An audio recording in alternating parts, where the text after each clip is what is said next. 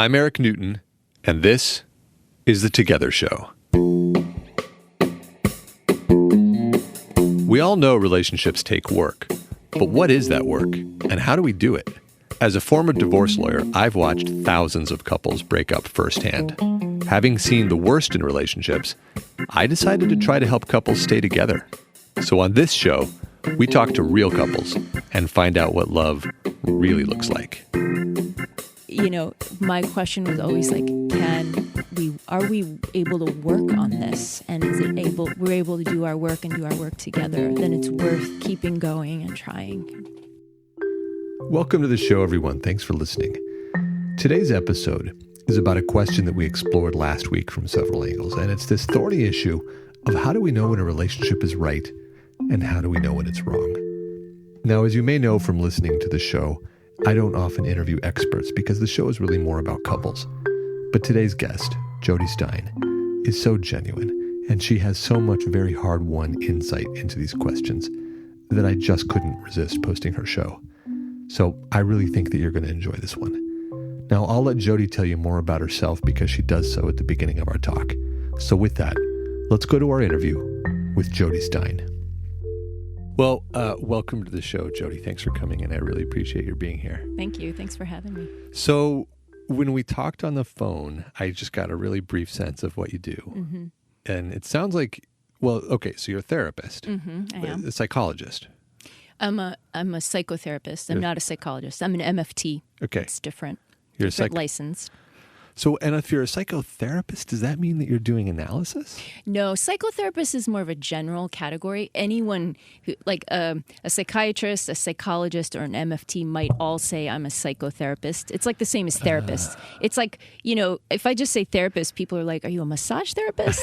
So I say, no, I'm a psychotherapist. But psychologists and psychiatrists have PhDs. Got it, and right. MFTs don't. Just Okay. a master's. Not just a master's. A master's of counseling psychology and a very intensive licensing process. Right. That's the well. thing about it is the licensure and getting your hours. It is intense, but worth it.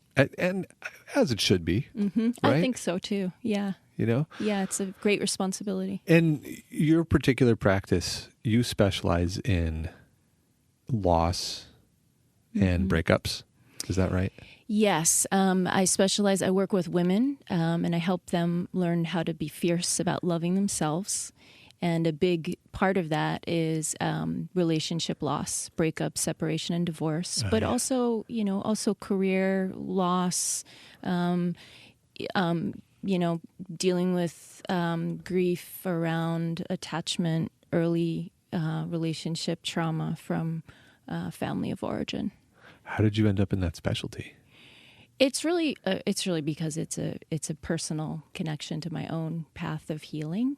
I went through a divorce myself, and it opened up so much growth for me that's related to all of these areas where I help women now. Right. Was the divorce particularly painful in some way? I mean, they're all painful, but was it unexpected or something in such a way that it caused you to have this insight?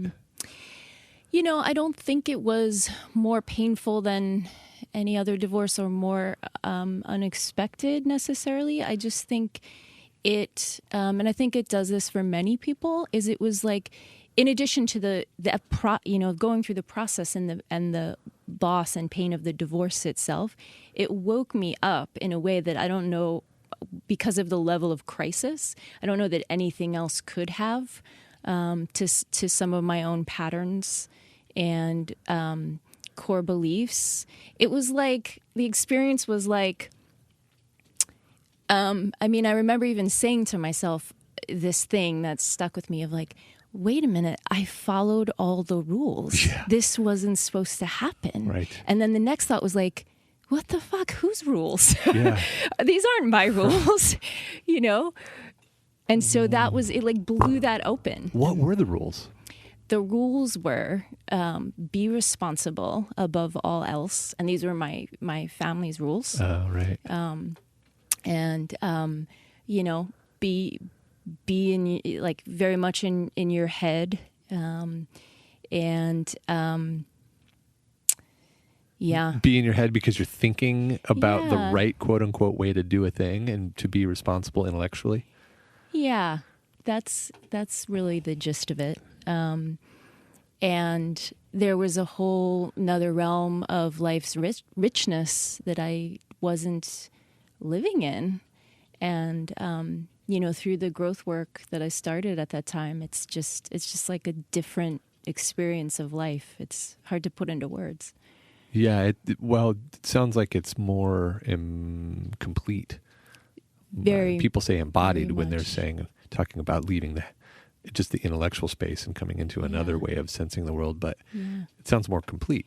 More complete, more embodied, more heart-centered. I mean, I know how I know, like, I learned through the divorce started the process of me finding myself. And now I have myself and I know how to navigate, by following my soul. And it's just, there's nothing else like that. Like, it's just, I love this conversation about finding oneself because it's so real in the human experience. We all have that sense of sort of maybe following something we're supposed to do versus the thing that is the right thing to do for us. Right. On the other hand, I'm always asking myself, what the heck is a self anyway? We were chatting about this a tiny bit before the show. That it doesn't seem that there's like an objective self, right? It's subjective. It's inside us. So how did you find that? How did you find that? And how did you know that it was real? Actually, that's what I really want to know. How did you know it was real as opposed to another voice that was telling you what you were supposed to do?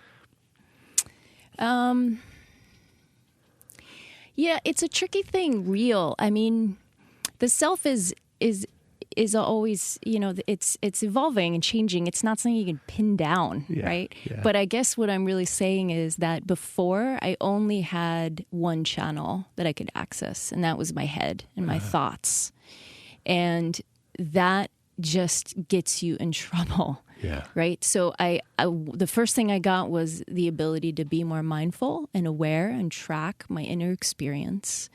And then learned that there was actually a whole nother channel that I could track of the wisdom of my body and the ways that was in some ways truer than the way the head can the head is where, you can get lost in the fears and the shoulds. And I mean, you need both for sure, right? It's a balance. People do say that we make our choices emotionally and then we justify them intellectually. I completely agree with the first part of that we all decisions are based on emotion, actually, whether we're aware of it or not. And that's in the body. Yeah. Really. I mean, that's where we experience the emotions. Yeah. And so for a human being, in some sense, that's more true. Yeah. Yeah. It is more true. That can, there's ways that the head needs to come in there too, right? I mean, we can't always just navigate from that place alone. Right. So, but, this is all making me think about a question that people ask me all the time. Okay. Which is, how do I know this relationship is the right relationship? Oh, you must get that a lot, right? Yeah, definitely. Particularly since I started the show, this question comes in a lot. And then the flip side of that, which we'll get to also, I think, is how do you know when it's the wrong relationship? Like, how do you know to get out? But how the heck do you know, when it's the right relationship? Mm-hmm. Yeah. I've given many answers to that question. Okay. I'm curious where you go with that. I mean, how do you know? I think a lot of people want to feel loved, and when they don't, they start to have doubts. And I think that, there's a way where, part of when love grows beyond the initial sort of infatuation or, early phase, it's, you of course you want to get your needs met, and that's important, right? But there's a way where it's important to learn how to be loving rather than just expect love. That is tricky. Is that making sense? Yes, I feel like it's such a hard lesson. Yeah. And in order to do that, you need to really do a lot of your own healing, right? I think, going back to what we were on before about the self, part of what I learned, and part of what's super important in relationship, and I think so many people are without this skill, is being able to track your parts and your young parts that are often hurt, that have often been hurt in relationship, in our first relationships. That's our template for what love feels like. Yeah. Right? So if our parents were unavailable in certain emotional ways, not even, they can be present and still very unavailable. Yeah. That tends to be what we experience in relationship again. And that's how I view the universe too, the human experience anyway. And something I want to point out to somebody who maybe hasn't thought through these topics in that particular way, is that you're coming from, when you say that, the perspective that all humans, no matter how happy or sad or effective or ineffective they might be in life, have these old, young parts of themselves that define how they go about doing things and experiencing. We all have these wounds that are unhealed. I think so. I think most humans do. Yeah, maybe there's to different somebody who degrees, doesn't, but right? we've all got them to some degree. And part of maturing and growing, spiritual growth, if you want to call that, existential growth, emotional growth, is the process of uncovering those wounds. And the process of uncovering them, of owning them, and of healing them. Yeah. Right? It's important. I think a lot of the triggered stuff in relationship is when we don't own them, we put them on our partner. Right? We actually project them on our partner and sometimes pull them out of our partner. Yeah. Right? And then blame the other person for being this way when, we need to take responsibility for our own triggers. And I want to high five you, right? Let's just high five. I'm going to high five you. Okay. So, so back to the question of when do you know it's right? Mm-hmm. The first part of your answer was, well, at the beginning, you're going to be flying high, with dopamine or whatever the chemical component of the initial love feeling is. And but at some point that's going to wear off. And you might be insinuating that in that early phase, you can't really assess whether it's the quote unquote right relationship, whatever that means, but maybe the right long-term relationship. But once you get into that second stage, then the assessment is a different question. It's not, do you feel electrified all the time? It's what? Well, what I always talk about with my clients is to really bring in your, don't, figure out how to talk about your needs or your feelings, be in the relationship you want, right? Where you can talk about that and see what happens, right? When you talk about your needs or feelings, how does your partner respond? And how does that feel, right? Are they caring, or, do they want to hear about this, or, are they, shaming and shutting you down, right? Or, life brings these things in, right? Emergencies, times when you make plans and then you can't make it, or, things come up, and just have a part of you that's just checking it out, right? Observing, what happens? How do we navigate that together? And how does that feel to me? Because that's showing you, no matter what the person's saying, that's actually showing you how this person is showing up. How they're going to be as a partner. Right. Yeah. But that implicates another thing that you said earlier, which was, but you also have to be aware of when you're projecting on your partner a need to be, I guess, talked to in a particular way or shown love in a particular way. And that gets messy. So how do you unravel that? Because on one hand, we do want to be shown love in a particular way. On the other hand, if we're trying to fill an existential hole in our identity that comes from one of those core wounds, it's never going to get filled anyway. That's right. It's never going to get filled. So I think that's important. Like it's very important to. It goes a lot better. It's always going to be a bit of both, is what I think. Right? When we have that wound, we're going to feel it, right? And we're going to want the person to feel it, right? And it's not wrong to expect that is cared about by your partner, right? But I think, if you can own that and ask for it from that place, for example, a lot of the women who I work with are anxious. They would, struggle in relationship with an anxious attachment style. So they feel very on edge about the person going away, and they can feel very needy and panicky, right? So it's like talking about that from a place of hey, I really get scared when you don't call me. It's been 4 hours, right? So being able to hold both.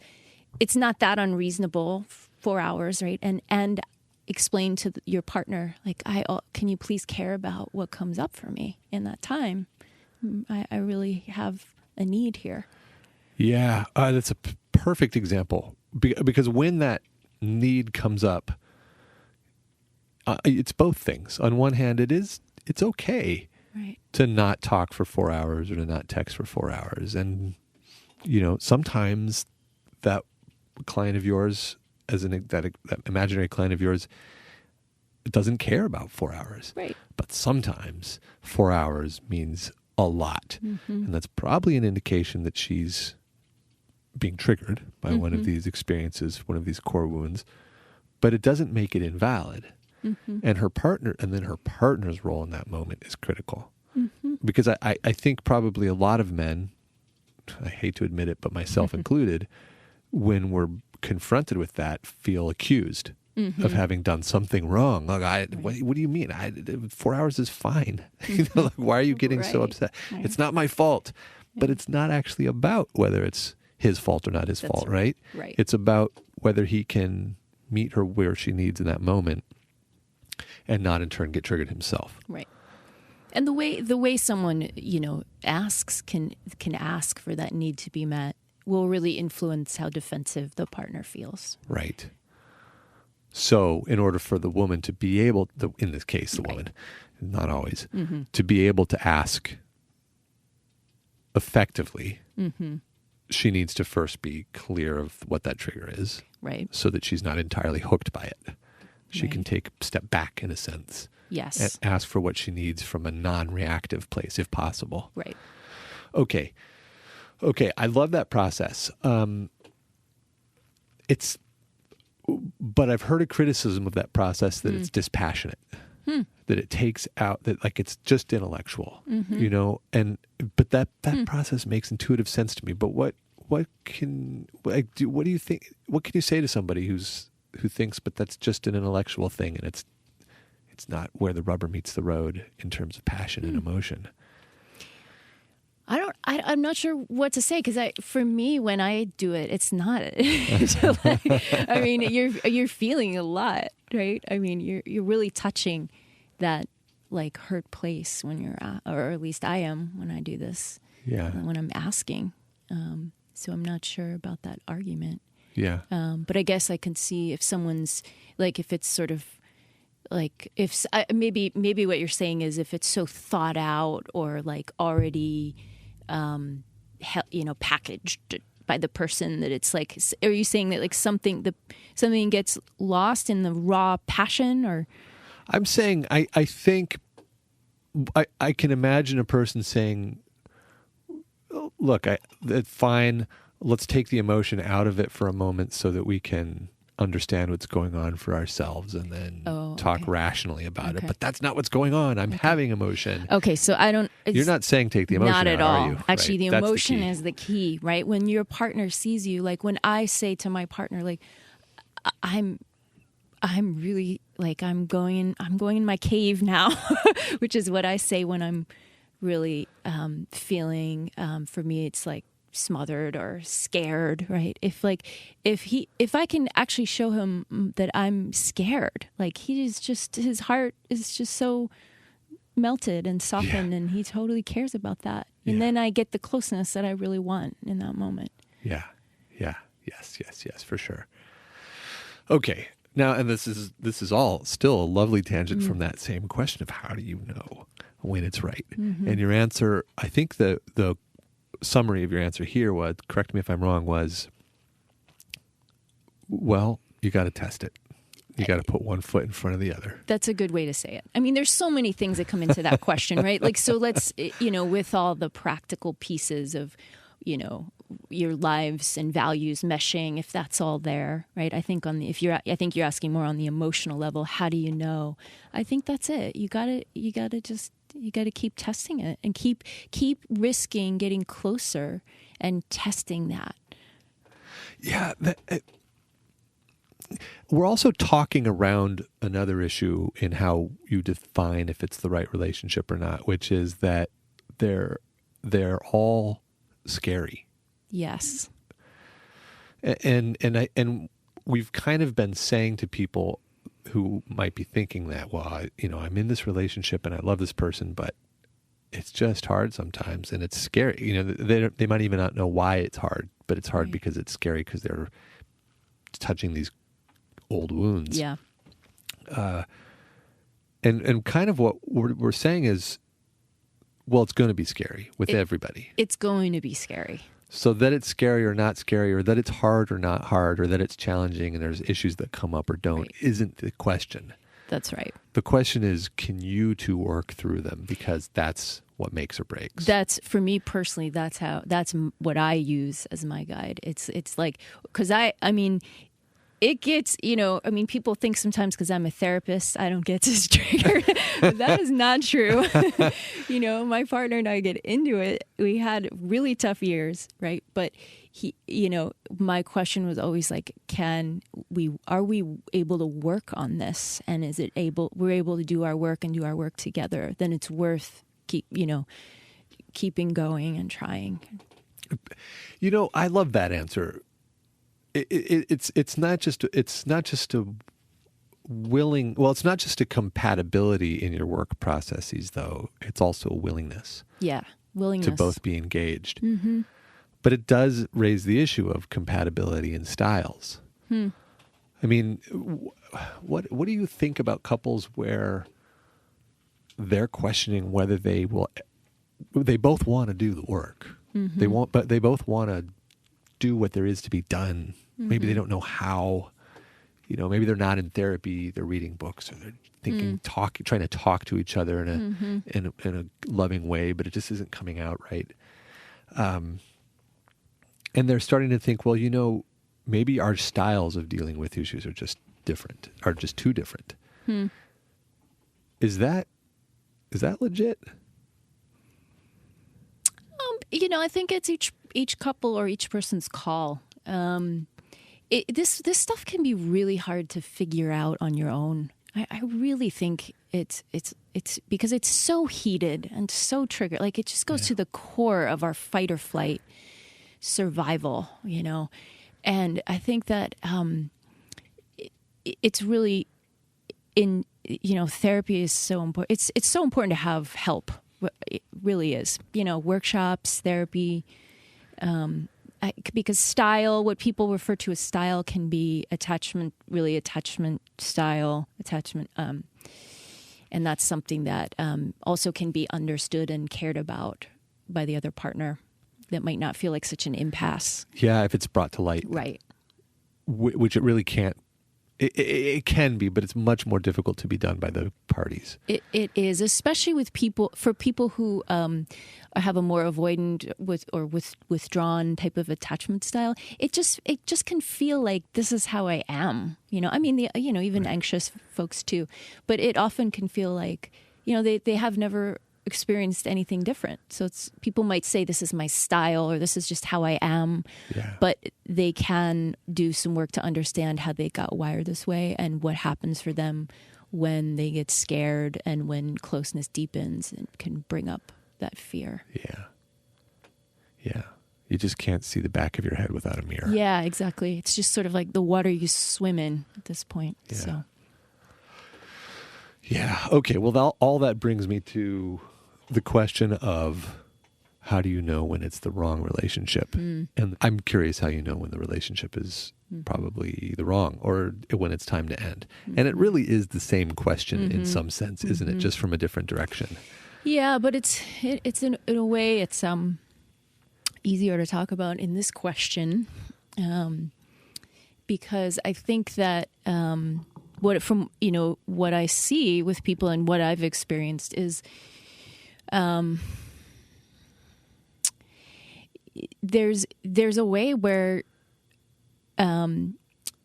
we can get really stuck in relationship with our young part, kind of trying to get the love that we didn't get from this person, going back and back and back, right? To try to make it work, to try to be enough, or to try to get this person who is not capable, right, of loving us in a certain way to do so. And it's brutal to be in that place. And I work with a lot of clients who get stuck there who, you know, it's one of the toughest and most, like, I think sort of, it breaks your heart. And it's like one of the most mature things we have to do as people is to kind of wake up and recognize, like, that is not who this person is. Like, that even though there's love here, no matter what they may say to us, their actions show me time and time again that they cannot love me and they cannot be with me in the way that I need.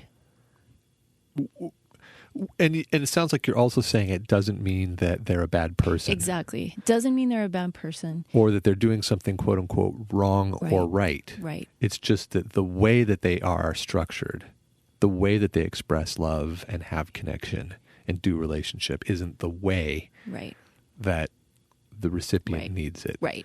And that is not likely to change unless they're really working on themselves. Right. So that may mean that I have to leave. Right. And what if they are working on themselves? Well, then you're in the other conversation that we just had, right? Where it's like, is it like you're checking, you're testing, and you're seeing, you know, and you're probably, if they really are working on themselves, you're probably noticing you can grow together. Yeah. Yeah, but that's a tricky one, right? What if they are working on themselves, both of you actively are, and there still doesn't seem, and you do, there is love. Right. You guess that's possible, so you haven't seen it. It's not as common. When someone's truly working on themselves, it's usually, I mean, sure, you know, in any two people may decide we're not right for each other for other life you know, like someone wants kids and someone doesn't, right? Where we're on a more practical level. But in this area of emotional growth and love, I think I don't see that as much. Wow.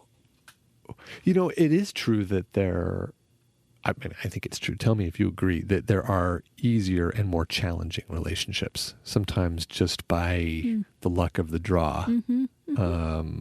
Two people match up in a way that they just communicate kind of naturally the same way. Or one person expresses love the way the other one needs to hear it. So just kind of, but they still have challenges and they still both need to do the work.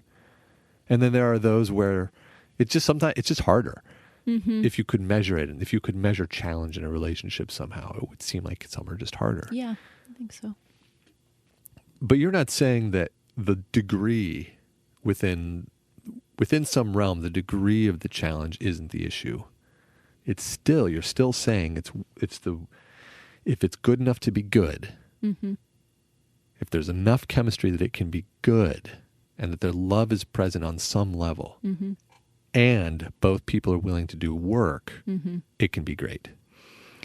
I think so. I mean, it's such a subjective decision, right? I mean, but I really do think like we can make a life with different people and be happy if we're doing this work, and those elements are there that you just mentioned.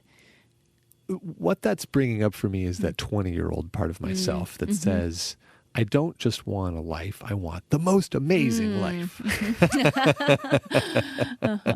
You know? I don't just want to make money, I want to be a billionaire. And that applies, of course, to relationships too, from that perspective.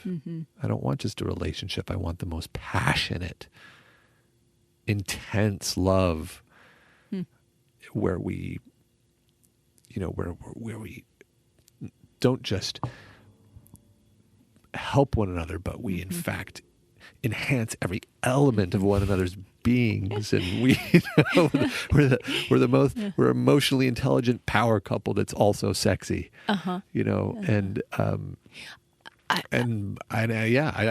one hand, I'm also 40, and I know that the pipe dreams, the superhero dreams, don't pan out in this universe. On the other hand, I don't want to let go of the fantasy. Yeah, I think that's possible, but like the getting there is through the hard stuff, right? That's how you get and stay close, and like have passion, stay alive, and be met, on these different levels, intellectually, and you do that through this nurturing the relationship, like we've been talking about, as well as nurturing yourself and not losing that either. I think that's possible, but the 20-year-old version may, at least the way you're saying it, it's making me think of that romanticized view of that. But I think that like there is a true reality that you can create, and it's through a lot of the hard work and being willing to share the hard feelings, and being willing to at times even risk losing the person to stay with your boundaries, and being really honest. And it's, yeah. Well, okay. So I do want to turn to the question of death. And we've been talking about the beginning and the end of relationships where both parties are alive and available. But loss also manifests in this other way. What comes up for people that you have to work with when they lose a partner? And so I'm assuming you're asking because we're talking about relationship loss or death, because it's just different than death. And I think this is important because it's important to make the distinction, because while it's grief, there's a grief process for both. With relationship loss, the person is still alive. Yeah.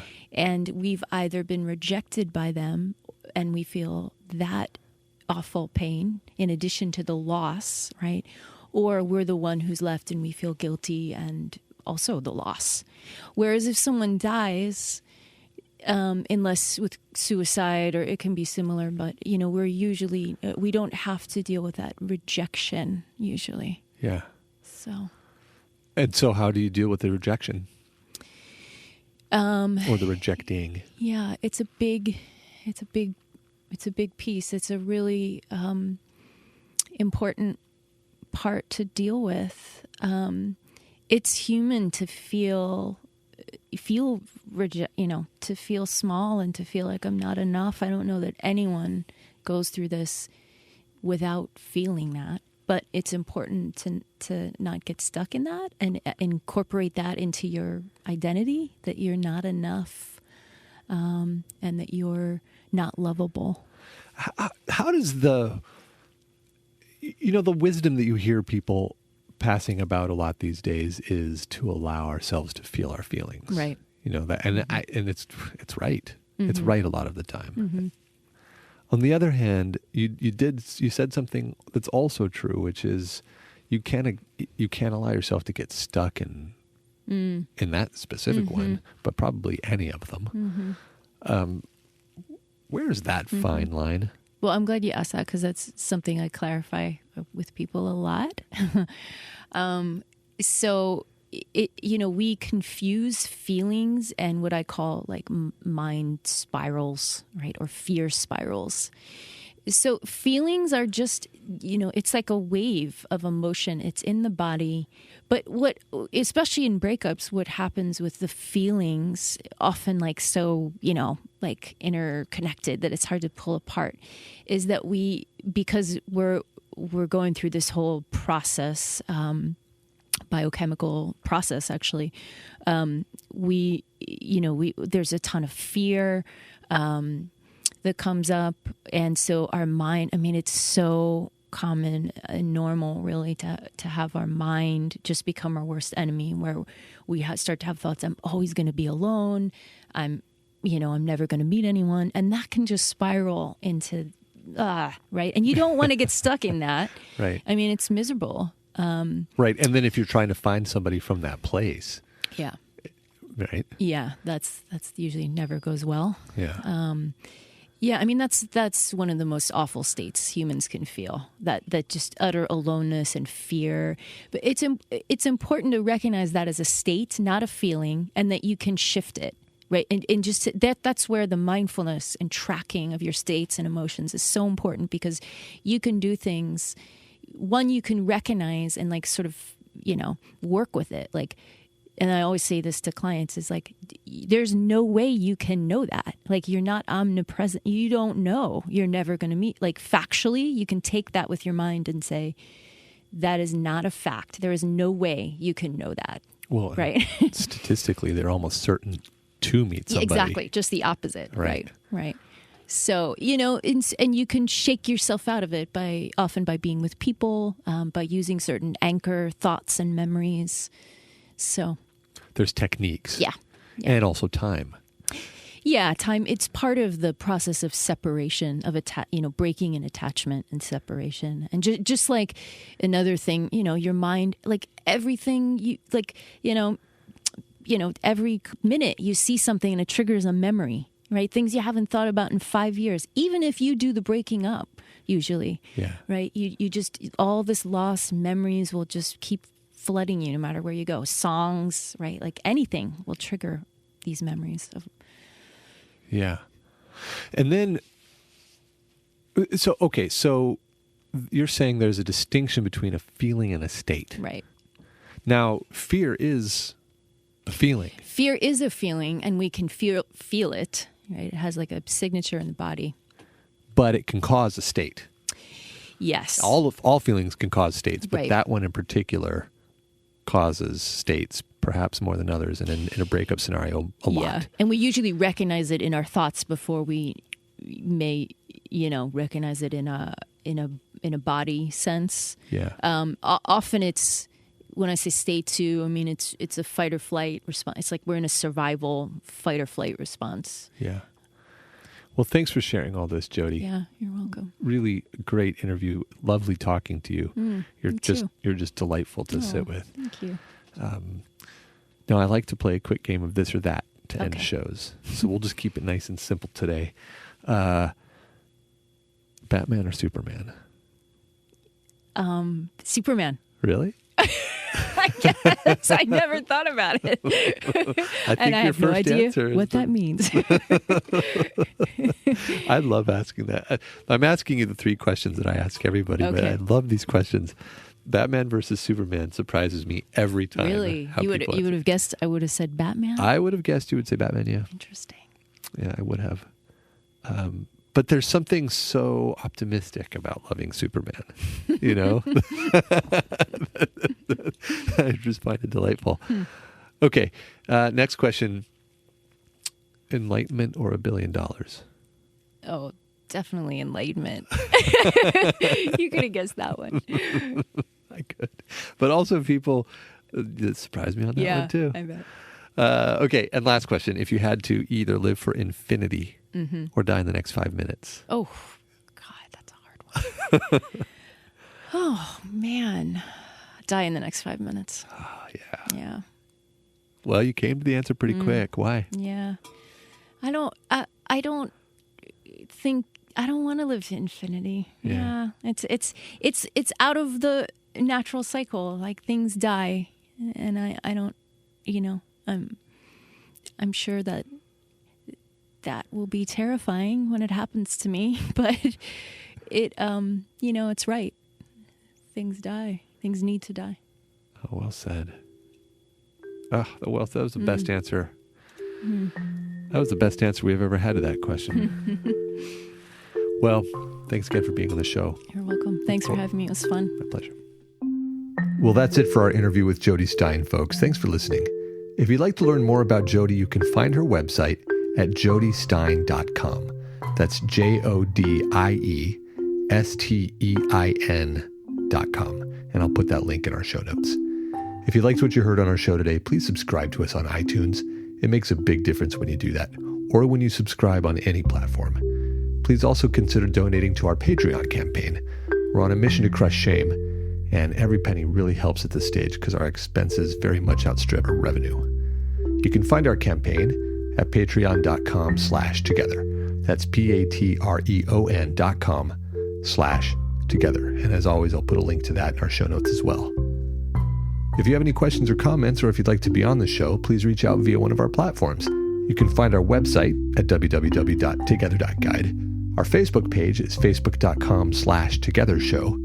Twitter and Instagram are both at together_show, or you can email me at host@together.guide. Thanks for listening, folks. We'll see you next time.